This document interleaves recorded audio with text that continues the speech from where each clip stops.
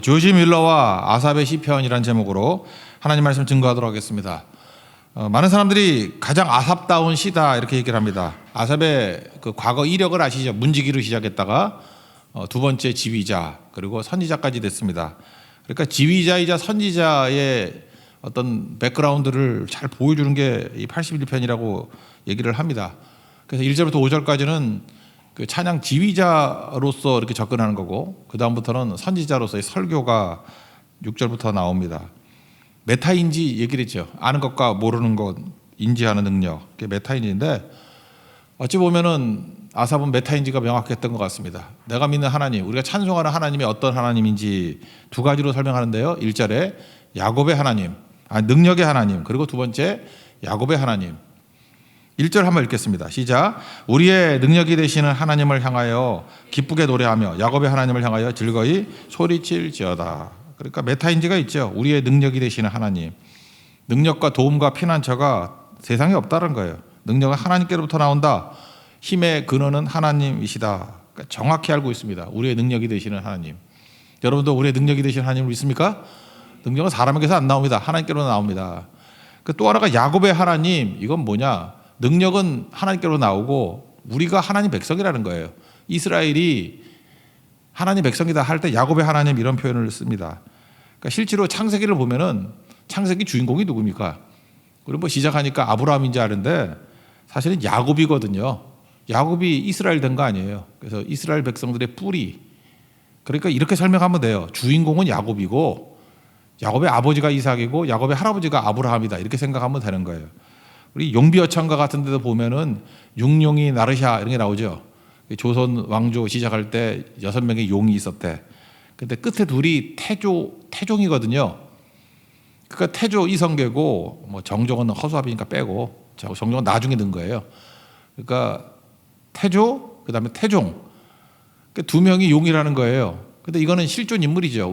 실존 인물이라보다 우리가 알고 있는 역사상의 인물이죠. 근데 이성계 그 아버지, 할아버지, 뭐 증조, 고조, 할아버지가 뭐 누군지 아나. 근데 목조, 익조, 도조, 한조 그래가지고 4명을 더 갖다 붙이죠. 사실 별 의미도 없는데. 그래서 육룡이 나르샤 이렇게 설명을 하잖아요. 이성계가 하늘에서 떨어진 게 아니다. 이거보다 해도 강한 의미겠지만 창세기를 볼 때도 그렇습니다. 그 태조 이성계에 해당되는 게 야곱이에요. 야곱을 설명하고자 그의 조상은 이런 뿌리를 갖고 있었다.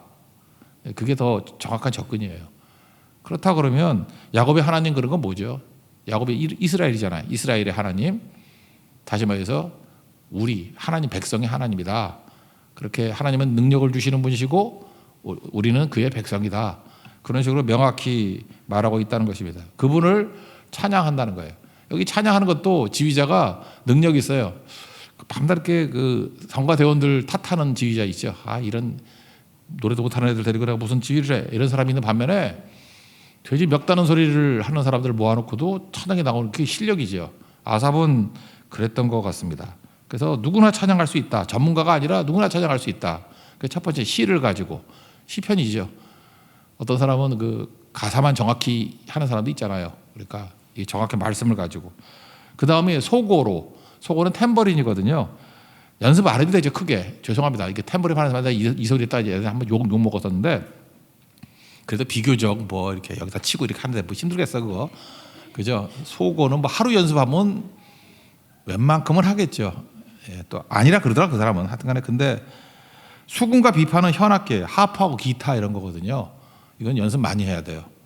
여러분들 그 악기 웬만하면 이게 현악기는 잘 안 하는 게 좋아. 왜냐하면은 바이올린이라든지 비올라라든지 제가 이렇게 뭐 시향이나 이런 데 하는 사람들 많이 알거든요. 아는데 자기들이 그래. 평생을 했는데도 불구하고 한 6개월 연습 안 하면 삑살이 난대. 도저히 음이 안 나온대. 그래서 현악기만큼 꾸준한 연습이 필요한 것도 없어요. 그리고 전문가 아니면은 평생을 해도 놀면은 안 나와 음이. 그게 현악기거든요. 그러니까 이건 전문가들이 능숙하게 이루는 거다. 그러니까 이게 순서를 아시겠죠. 처음에는 그냥 가사 정도밖에 모르는 사람, 탬버린 정도 하는 사람, 나중에 현악기, 전문가 다 같이 합주한다는 거예요. 같이 하나님 앞에 예배드릴 수 있고 찬양할 수 있다. 그래서 중요한 게 교회에서 회중 찬양이 중요한 거예요. 혼자 불러가지고 잘할 수 있는 찬양도 중요하지만 그냥 초보자부터 시작해서 전문가까지 다 같이 부를 수 있는 찬양. 아삽은 그거를 추구했습니다. 그런 찬양이에요. 그런 찬양. 그리고 시기도 이렇죠. 초하루. 옛날에는 이걸 한자로 월삭 그랬는데 월삭이 매달 1일을 말하는 거거든요. 월삭. 그래서 월삭 기도회 그런 거 했다고. 옛날에는 9월 1일, 10월 1일 이렇게 월삭 기도회를 했어요. 근데 왜 보름 기도회를 안 하는지 모르겠어. 이 보름 15일마다 하는 게 또 있거든요. 그거는 이제 월망 기도회 그러는데 거의 안 하더라고. 월삭 기도회, 월망 기도회. 그다음에 절기. 나팔을 분다 그럴 때 전쟁할 때나 이게 모일 때 부르는 거거든요. 나팔은 뭐예요? 하나님이 우리와 함께 하신다.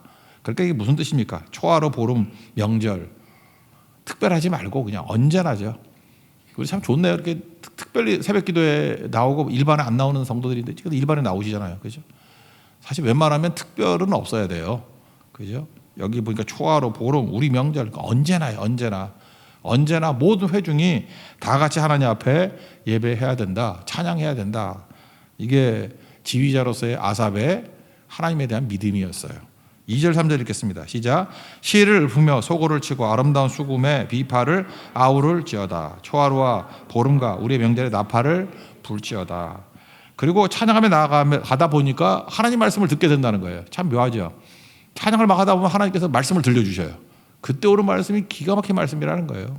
그게 우리 인생의 해답이 될 수도 있다. 그런 거죠. 여기 율례라고 나온 것은 새겨넣다. 뭐죠? 이렇게 돌멩이 같은 데 이렇게 막 새겨넣는 거 있죠. 그래서 율례 꼭 증거라는 건 선명해지다. 이렇게 흐릿한 걸 갖다가 이렇게 선명하게 만드는 거. 그러니까 뭐예요? 하나님 앞에 찬양할 때 이게 말씀이 새겨지게 되고 선명해지고 그런 거 느끼십니까? 찬양은 그런 거예요. 그죠? 이게 더 진하게 만드는 거예요. 신앙을 진하게, 진실되게 만드는 능력이 있다. 그리고 하나님께서 말씀을 갖다가 우리에게 선명하게 들어오게 만든다는 거예요. 그래서 찬양이 넘쳐나는 교회들은 말씀을 잘 이해합니다. 그리고 선명해져요. 4절 5절 읽겠습니다. 시작. 이는 이스라엘의 율례요 야곱의 하나님의 규례로다. 하나님의 애굽 땅을 치러 나가시는데 요셉의 족속 중에 이를 증거로 세우셨다. 거기서 내가 알지 못하던 말씀을 들었나니. 그래서 항상 이렇게 찬송하다 보면 하나님 말씀이 선명하게 들어온다.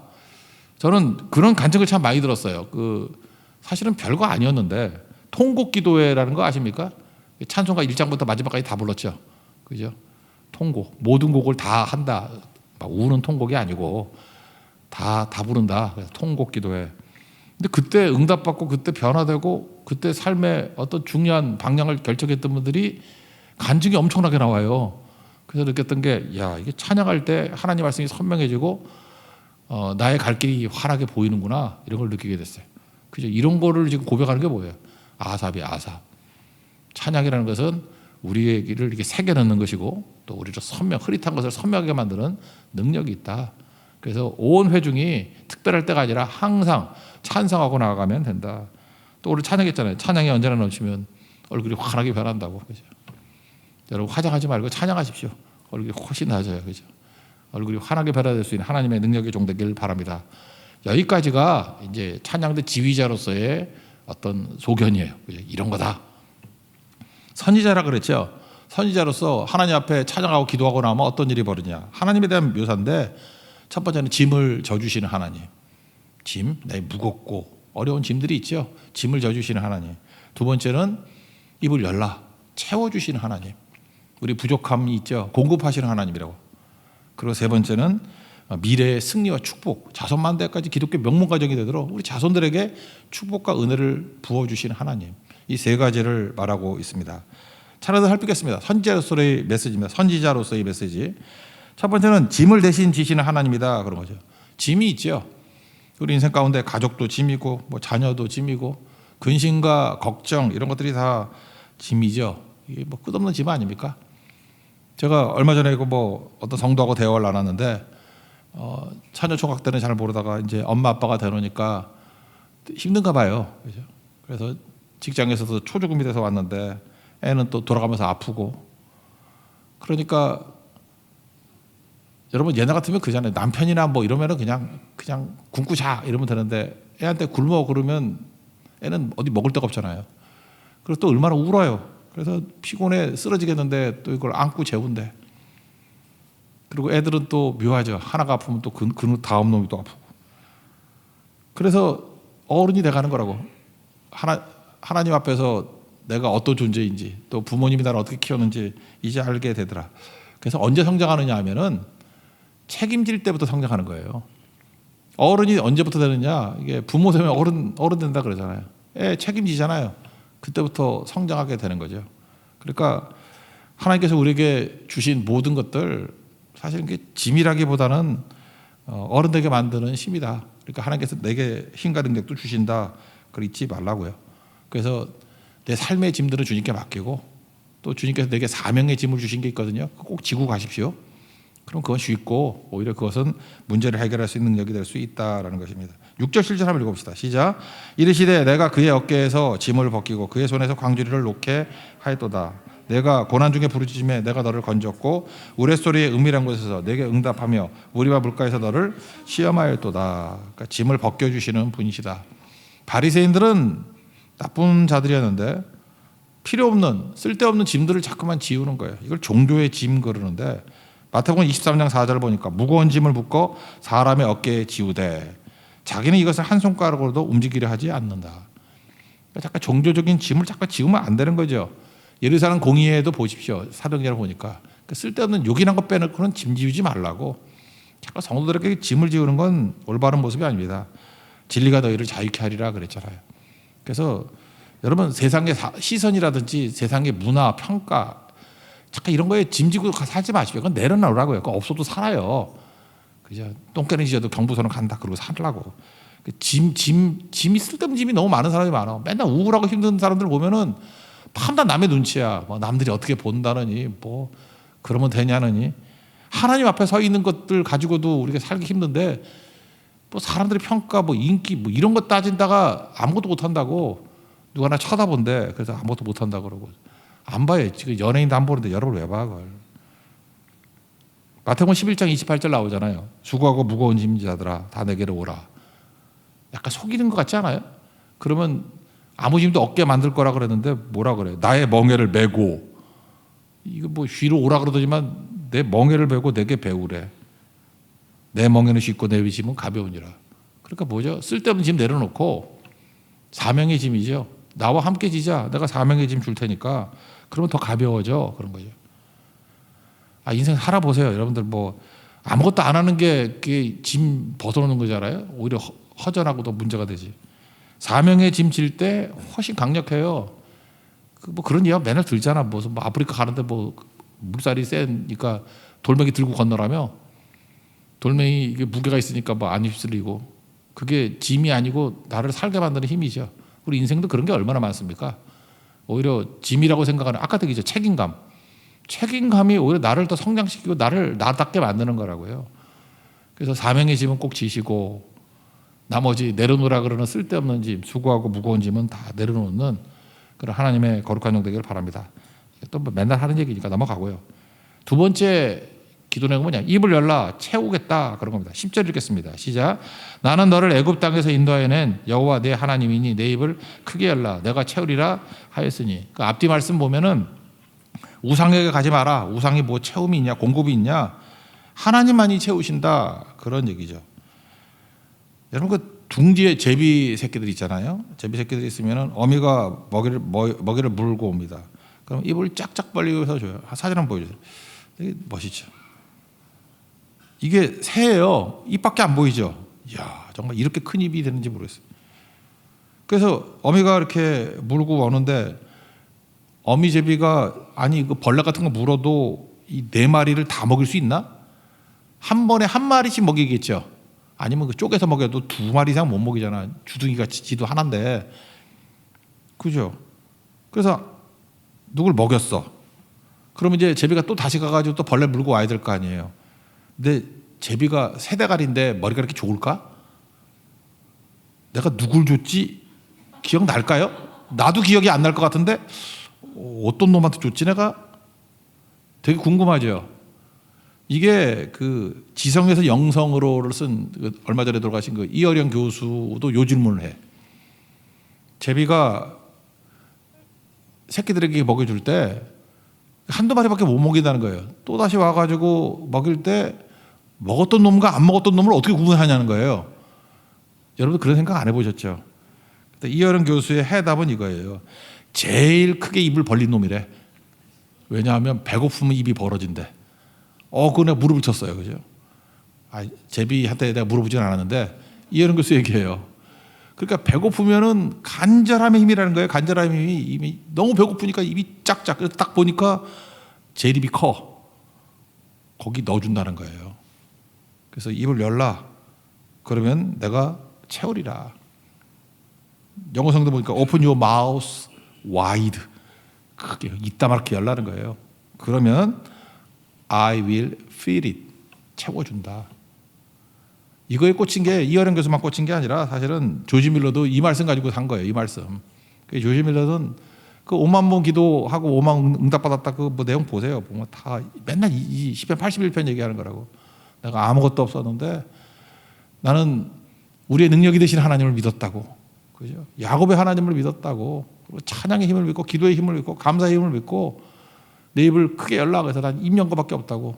내가 딴 거는 2등이지만 내가 반드시 2등 안 하고 1등 하는 게 뭐냐? 이 크게 벌리는 거.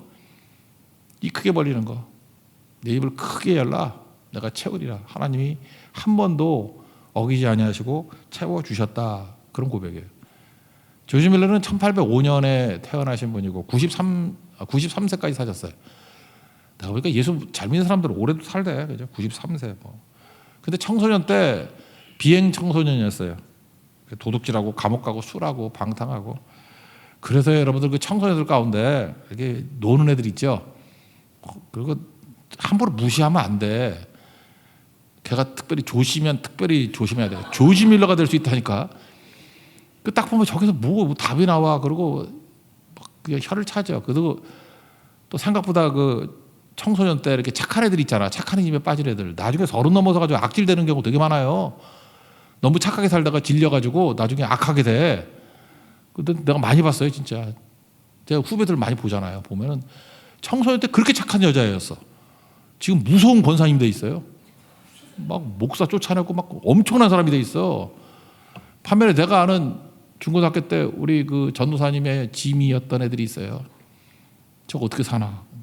지금 어떤 애는 목사 사모 돼가지고 눈물로 섬기고 막 봉사하고요. 이렇게 그 뭐죠? 그 필리핀에서 그 고아들이요. 그런 거 봉사하고 눈물 흘리고 그런 애 있고 중국에 있다가 추방당해서 지금 네팔에 있던데 그 남편 사역을 안 보이고 그 사모님 사역만 보이더라고.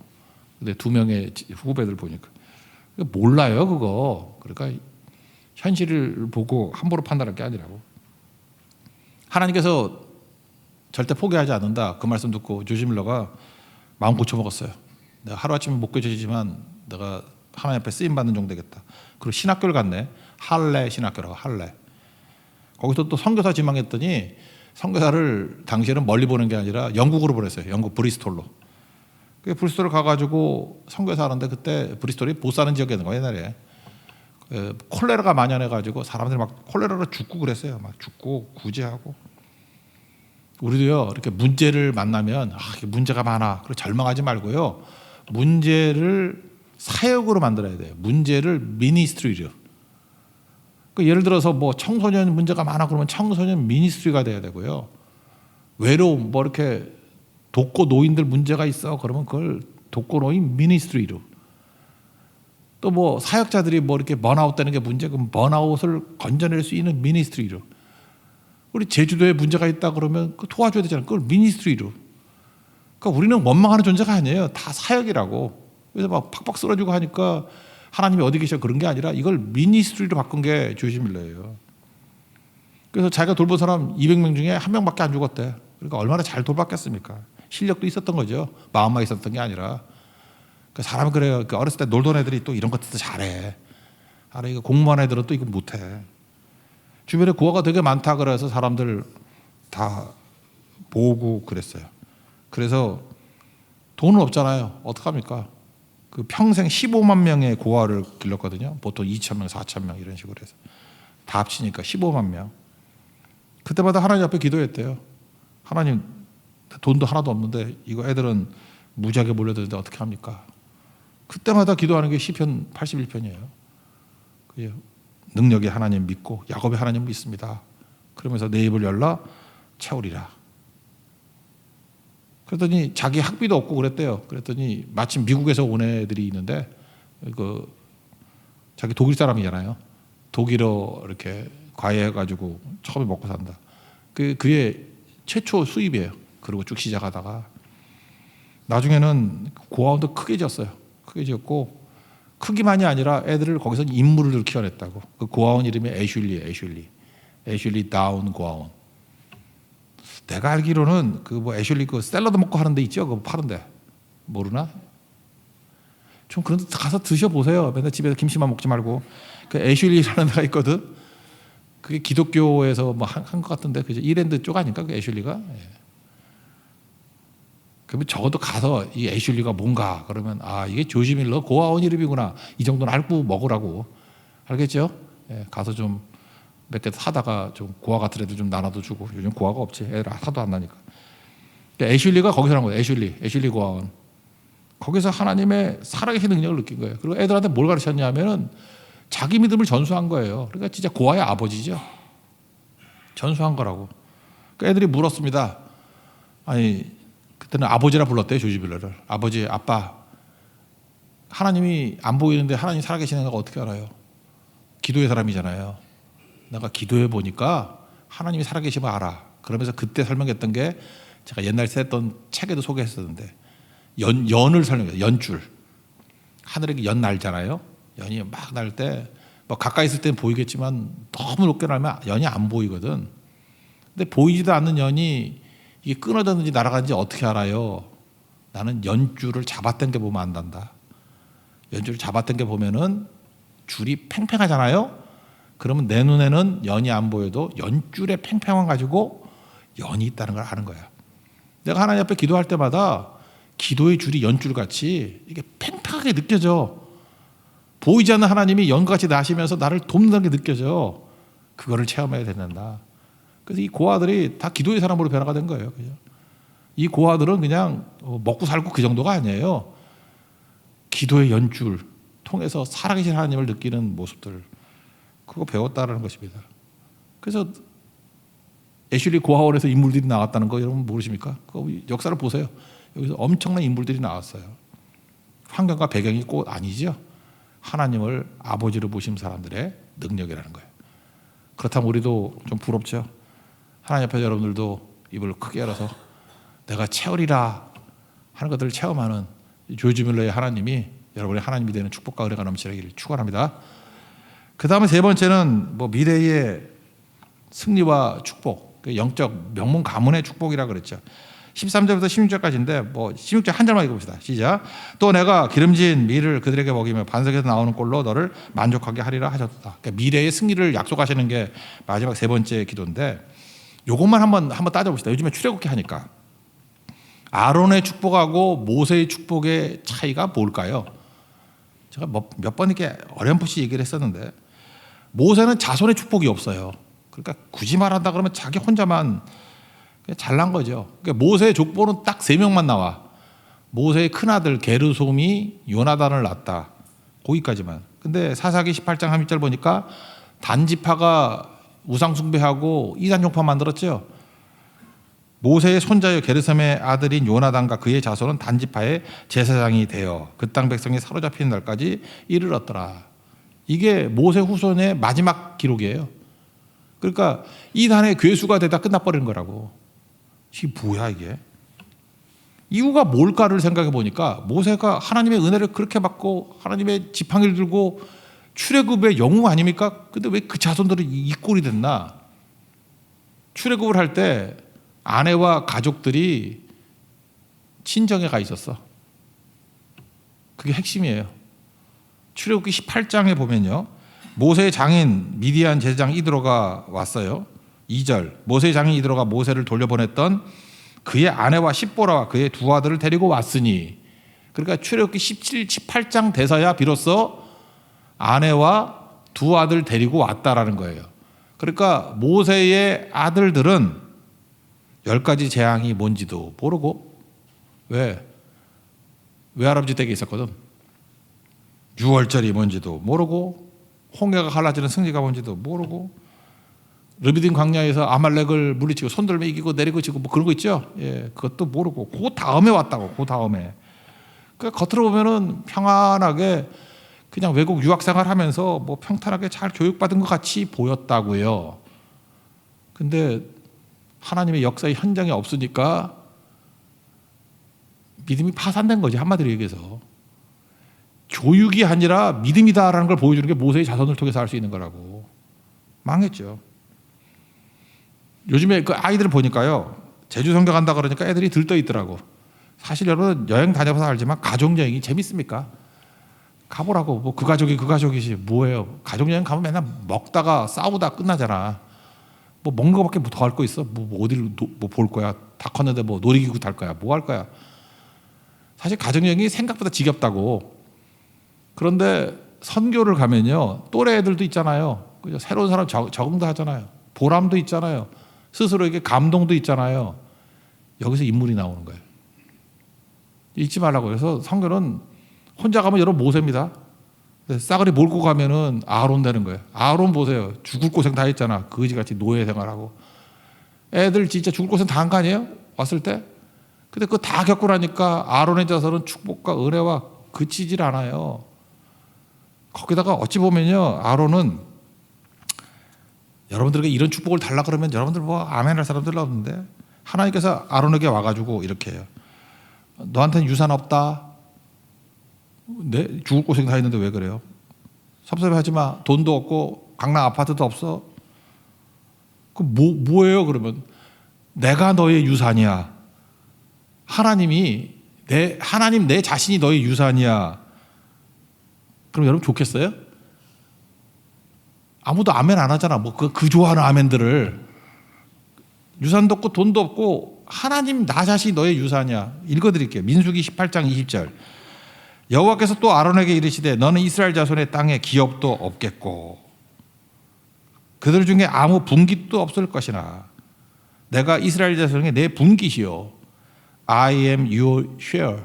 내가 너의 지분이고 내 기업이니라. 유산이거든요. Your inheritance. 내가 너의 쉐어가 되고 내가 너의 inheritance, 내 지분과 유산이 되리라. 아론은 아멘 했어요. 좋습니다.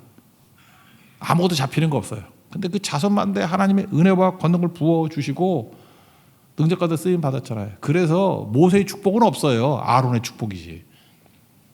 이거 누리십시오. 아삽이 찬송하는 게 그거예요. 하나님 잘 섬기면 아론의 축복이 임하게 된다. 이번 우리 선교 뭐 예배도 같이 오십시오. 그죠? 이게 고생할 때도 같이 가고 뭐 교육으로 인물 나오는 거 아니에요. 믿음으로 인물 나오는 것이. 근데 믿음이 뭡니까? 그냥 온 가족이 함께 동참했을 때 10년 지나고 20년 지나 보라고요. 인간 생각에서는 이쪽이 잘 될 것 같은데 아니라고. 게르손과 요나단 망할 놈들 나오고요. 거기는 아론은 죽을 고생하고 뭐 어려움 당했지만 특별히 1번, 2번 아들은 또 불잘못 들이다가 죽기도 하고 그러잖아요. 그렇지만 그 가문에 하나님께서 생명의 은혜를 부어주셔서 승리하게 되더라. 이게 아삽의 설교예요. 하나님의 은혜 가운데 짐을 주님께 맡기시고 주님이 주신 사명의 짐을 지는 종들 되라. 첫 번째 메시지. 입을 열라. 채우신다. 그리고 온 가족이 함께 하나님 앞에 헌신해라. 아론의 축복을 누리게 될 것이다. 미래에 승리가 있게 될 것이다. 이게 주께서 주시는 말씀이라는 것입니다. 이 말씀의 축복이 우리의 가운데 그대로 이루어지는 축복이 넘쳐나기를 기원합니다. 자리에서 일어나겠습니다. 나의 한숨을 바꾸셨네. 찬양하겠습니다.